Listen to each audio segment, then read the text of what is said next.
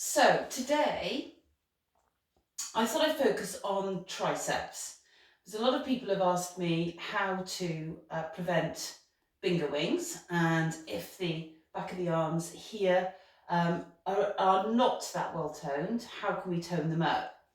So today I thought I'd focus on just one exercise that you can do to tone up the back of the arm. You can do it from home quite easily. It's a really effective exercise, and preferably try and do this exercise every day. Shouldn't take you more than 5 minutes. When I've done this in the past, people have said, but what if I get too good at them? Surely I've got to do more and more reps, which is going to take me much longer, and before I know where I am, I'm going to be spending 20-30 minutes every day. But I'm going to show you a few tricks so that when you get better, you can not take any more time than you take when you start. Okay? So the tricep dip. Now the first thing that's really important is to make sure you have neutral alignment. Now, if you don't have a step like me, that's absolutely fine. You can sit on the bottom stair of a staircase, or if you've got a window seat. And sitting on the edge of something, you can try this on a chair first if you want to, is a really easy way to get into neutral seated. So you really want to just try and sit on the base, as if you're sitting on a saddle, on the base of the pelvis. If you're on a horse, imagine you're on a horse, seated on a saddle. You're upright like this, and you should have a line going through the middle of the ear, the shoulder, and the hip, and that's neutral. Now I'm using a step today, and the reason for that is I don't want anybody going too low with these dips, because if you go too low, you're going to damage your wrist. Okay, so the way we look at the wrist here is in anatomical position. So if you turn the arms over, that's flexion, that's extension. So when you're doing a dip, what you want to try and avoid is too much extension on the wrist. So you don't want to be using something that's really high. And if you do use something like a window seat, that's fine, just don't go too low. So here we go. You've got the hands on the edge here, and then you're going to come off in the same position that you're seated in. So you come down like this. So try and avoid doing this. That's what I see people doing all the time. Back's not in neutral, it's not very effective.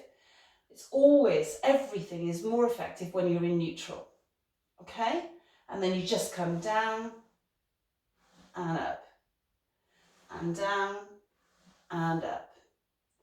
Okay, now you just keep doing this until you can't do any more.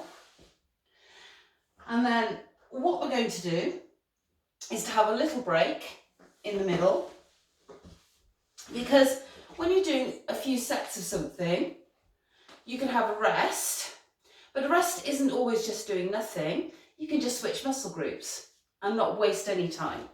So I've got my 1.5 kilo weights that I've got in my other toning video that I put up last week.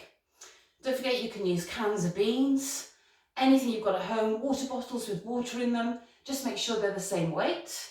And let's just do rotator cuff, okay? A nice easy one, switching muscle groups and working rotator cuff that we just don't do enough of, okay? So you're keeping the upper arm in contact with the chest wall and the wrists in line with the hands. So no flexion or extension. Remember, we talked about that just a bit earlier. And just doing some rotator cuff. Again, do as many as you can. Okay, and then let's do another set on the dips. So, back in neutral, going down, so you're brushing against whatever you're dipping off. Can you see that? Okay, and again, just do as many as you can. And 2 sets should be enough. If you've done 2 sets to exhaustion, and you do this every day or at least 5 days a week, you will see a difference in around about 3-4 weeks, something like that. Now, you'll find that after a week of doing this, it'll get too easy. And you'll start having to do lots more repetition to get the same effect. So, what you can do is make it harder so you don't have to do more reps. So let me give you a few examples. Instead of doing it from here and coming down and up, you can straighten the legs, okay? And go down and up. That is harder, okay?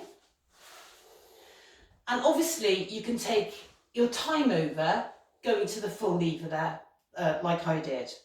You can add more resistance again by coming down, okay, and lifting the leg. So now you're having to push the weight of the leg up as well, yeah?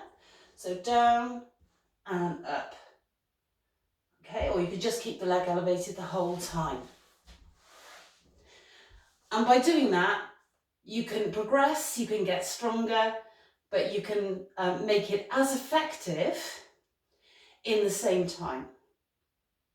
Okay, so I hope you took something away from that. Don't forget to stretch your triceps after.